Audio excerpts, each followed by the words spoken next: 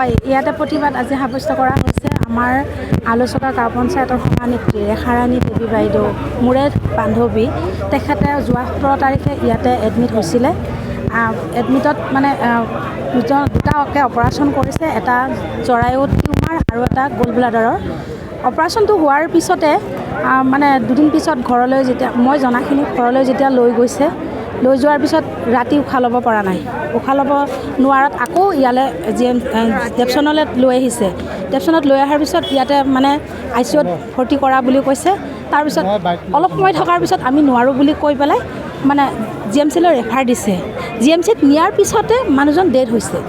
গতিকে ইয়াতে এতিয়া আমি বিচাৰিছোঁ, গোটেই মানুহখিনি ৰাইজ আহিছে, গোটেই তেওঁৰ যিখিনি কাৰ্যকৰ্তা সকলোখিনি আহিছে। আমাক উচিত তদন্ত লাগে, ইয়াতে কি হৈছিলে কি হোৱা নাই। গতিকে আমাক গোটেইখিনি লাগে আৰু বিশেষকৈ এখেতেও গোটেইখিনি জানে, যিহেতু তেওঁৰ লগতে লাগি আছিলে। এখেতে ক'ব এটা কথা আমি জানিব পাৰিছোঁ, মানে যেতিয়া ৰেফাৰ কৰিছিলে তাৰ আগতে আমাক মানে মানুহজনীক উলিয়াই দিয়া নাই, পইচাৰ পে'মেণ্ট কৰা নাই কাৰণে মানুহজনীক উলিয়াই দিয়া নাই। গতিকে মানুহ লাগে নে পে'মেণ্ট লাগে? এতিয়া পে'মেণ্ট জীৱন্ত অৱস্থাত ঘূৰাই দিয়ক, কাৰণ ময়ো তেওঁ বান্ধৱী, একেলগে ওলাই আহিছিলোঁ, একেলগে কাম কৰিছিলোঁ। গতিকে আমাক ক্ষতিপূৰণ লাগিব, যিহেতু মানুহজন মাৰিলেই,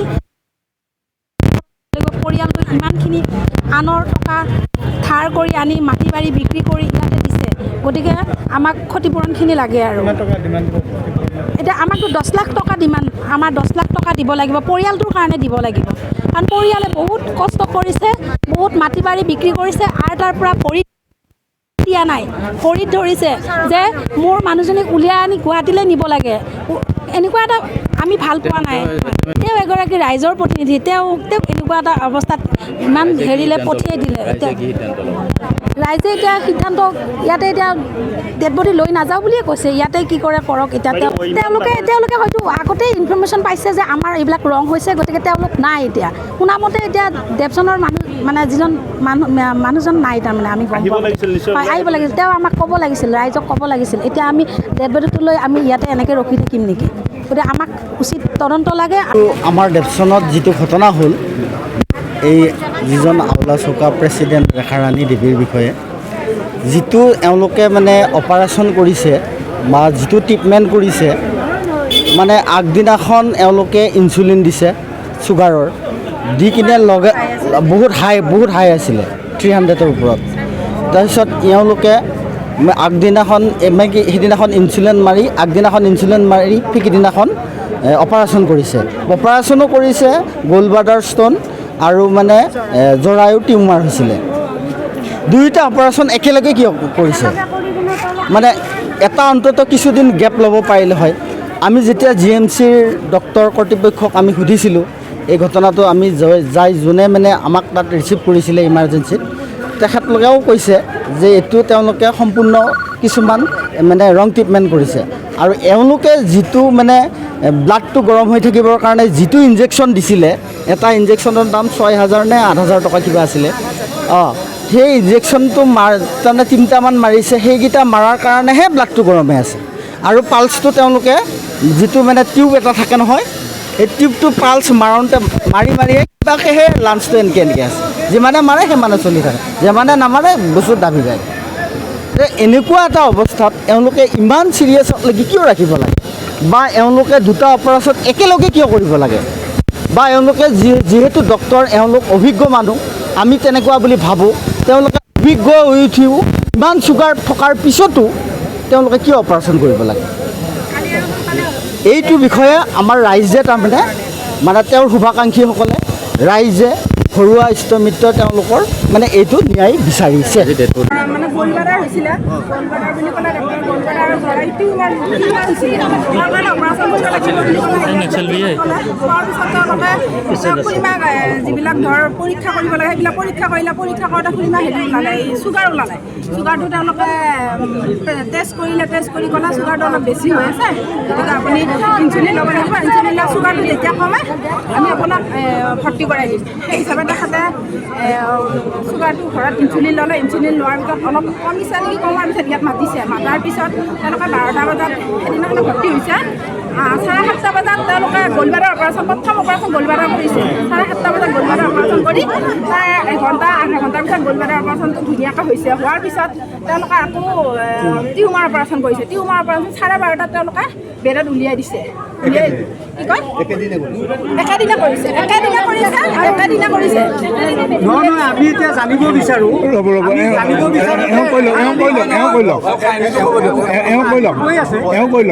তাৰপিছত কি হৈছে কওকচোন মানে 12:30 উলিয়াই দিছে উলিয়াই দিয়াৰ পিছত মানে আধা ঘণ্টাৰ পিছতে মোৰ মা আছিলে মাৰ আগত কৈছে খুলি নাই বোলে বাইদেউ মোৰ অলপ উশাহ লোৱাত মোৰ অলপমান কষ্ট পাই আছোঁ মোৰ কিবা হৈছে নেকি কিবা হৈছে তেতিয়া ডক্টৰজন যেতিয়া বুকুখন বিষাই থকা বুলি কৈছে তেতিয়া এজন ডাক্তৰে কি কৈছে জানে কাটা চিঙা হৈছে সেইটো মানে বুকুখন এজন ডাক্তৰৰ সেনেকুৱা এজন উত্তৰ নেকি আপুনি কওক পেচেণ্টে কৈছে যে মোৰ বুকুখন বিষাই আছে আৰু লগতে আপোনাৰ উশাহটো অকণমান খৰ হৈ আছে তো তেতিয়া ডাক্তৰজনে কৈছে না এইটো পিছত ঠিক হৈ যাব এইবিলাক ডাবুল অপাৰেশ্যন হৈছে আপোনাৰ ডাবুল অপাৰেশ্যন হৈছে আপুনি অলপ কষ্ট হ'ব আপোনাৰ কষ্ট হ'বই কিন্তু ঠিক হৈ যাব আপুনি ঠিক হৈ যাব সেনেকৈ ক'লে কোৱাৰ সেইদিনাখনত থাকি নেক্সট দিনা লগালগ ৰিলিজ দিছে আমাৰ মানুহে কৈছিলে যে ৰিলিজ নালাগে তেওঁ কৈছে যে ইয়াত থাকিলে ইনফেকশ্যন হ'ব ইনফেকশ্যনৰ কাৰণে বোলে তেওঁৰ হেৰি হ'ব কিন্তু তেওঁলোকে কি কৈছে তেওঁলোকে এইটোকে কৈছে মানে হেৰি যেতিয়া পিছদিনাখনে খুলিমা ৰিলিজ লৈ আমি ঘৰত গুচি গ'লোঁ ঘৰত যোৱাৰ পিছত সেইদিনাখনে বমি হৈছে অলপ বমি হোৱাৰ লগে লগে ঘৰৰ পৰিয়ালক উশাহটো খৰ হোৱাৰ লগে লগে খুলিমাই মানে ঘৰৰ পৰিয়ালক ককাইদেউক ক'লা মামাক কোৱাৰ লগে লগে মামাই আকৌ ইয়াত ভৰ্তি কৰাৰ লগে লগে এইটোকে কৈছে মানে চিকিৎসা খাইছে নে নাই নাজানো নোচোৱাকৈ কৈছে মানে হেৰি অপাৰেশ্যন কৰাৰ দিনাখন আপোনালোকৰ ৰোগীৰ ওচৰত বহুত মানুহ আহিছে ইনফেকশ্যন হৈছে বডি ইনফেকশ্যন হৈছে বডি ইনফেকশ্যন তেওঁলোকৰ বেলেগ একো নাই কেৱল বডি ইনফেকশ্যন বডি ইনফেকশ্যনৰ কাৰণে খুৰীমাৰ বোলে হোৱাটো বোলে খৰ হৈছে সেইটো হৈছে এজন ডাক্তৰৰ মন্তব্য তেওঁলোকৰ বেলেগ একো নাই আপোনালোকৰ বডি ইনফেকশ্যন হৈছে ৰিলিজ দিছিলে আপোনাৰ যিদিনা অপাৰেশ্যন ৰিলিজ সেইদিনা 17 তাৰিখে অপাৰেশ্যন হৈছে 17 তাৰিখে ইয়াত 12টা বজাত এডমিট হৈছে দিনৰ ৰাতি 19 তাৰিখে ৰিলিজ দি ক'ত লৈ গৈছে ৰিলিজ দি খুলিমা ঘৰত গৈছে পিছদিনাখনে এওঁলোকে ৰিলিজ দি খুলিমা ঘৰত গৈছে ঘৰত যোৱাৰ পিছত যিদিনাখনে যেতিয়া মানে খুলিমা টান হৈছে টান হোৱাৰ লগে লগে ইয়াত আহিছে ইয়াত ফোন কৰিছে ইয়াত মাতিছে ইয়াত ICUত এডমিট কৰিছে বুধবাৰে ৰাতি কৰিছে 12:30 বুধবাৰে আছে আৰু বৃহস্পতিবাৰে থাকি শুকুৰবাৰে ICUত আছে শনিবাৰে কালিহে খুলিমা ইয়াৰ পৰা ৰিলিজ দিছে নহয় নহয় এতিয়া আমাৰ মোৰ ফালৰ পৰা মই সেই বস্তুৰে বুক প্ৰেচিডেণ্ট বিভিন্ন কষ্ট কৰি তেখেতক আমি সমাজৰ কামত আগবঢ়াই দিছিলোঁ যি কি নহওক বেমাৰ আজাৰ মানুহৰ হয় কিন্তু এনেকুৱা কি আছিলে মই হস্পিটেল কৰ্তৃপক্ষৰ পৰা জানিব বিচাৰোঁ এজন সচেতন নাগৰিক হিচাপে যে এনেকুৱা গলব্লাডাৰ আৰু আপোনাৰ জৰায়ু টিউমাৰ এটা অপাৰেশ্যন আমি বিভিন্ন চিকিৎসকৰ মুখত শুনি আহিছোঁ যে এটা গলব্লাডাৰ অপাৰেশ্যন কৰাৰ পিছত এটা টিউমাৰৰ যিটো জৰায়ু টিউমাৰ সেইটো মেডিচিনৰ দ্বাৰা মোটামুটি 2-3 মাহ ৰখাব পৰা যায় সেইটো ছায়েন্সত আজিকালি এভেইলেবল গতিকে তেওঁলোকে একেলগে দুটা অপাৰেশ্যন কি কাৰণত কৰিলে এনেকুৱা কি কণ্ডিশ্যন আছিলে পেচেণ্টটোৰ সম্পূৰ্ণ তথ্যখিনি তেওঁলোকে ৰাজহুৱা কৰক 1 নম্বৰ আৰু 2 নম্বৰ